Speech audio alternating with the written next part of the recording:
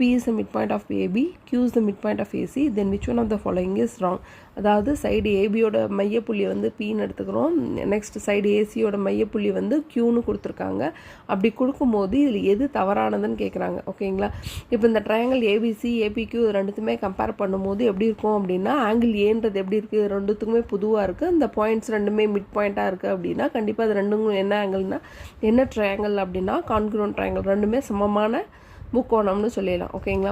Next பாருங்கள், பிக்யூ PC இது ரெண்டுமே வந்து பேரலல் லைன்ஸ், அதாவது இணையான கோடுகள் அப்படின்னா அது ஒரு ஸ்ட்ரைட் லைன்ஸ் வெட்டுது அப்படின்னும் போது ஆங்கிள் பியும் பியும் சமமாக இருக்கும். இங்கே இந்த ஸ்ட்ரைட் லைன் கட் ஆகுதுன்னா பியும் கியூவும் சியும் சமமாக இருக்குன்னு சொல்லிடலாம். ஸோ நம்மளோட second point third point correct. Fourth பாயிண்டில் என்ன தப்பு அப்படின்னா PC equal to 2 times of பிக்யூன்னு கொடுத்துருந்தா கரெக்டாக இருந்திருக்கும். நான் அவங்க மாற்றி கொடுத்ததுனால அந்த ஃபோர்த் பாயிண்ட் மட்டும் ராங். ஆல்ரெடி இதை பேஸ் பண்ணி நம்ம ஒரு என்சிஆர்டி ப்ராப்ளம் பார்த்துருக்கோம்.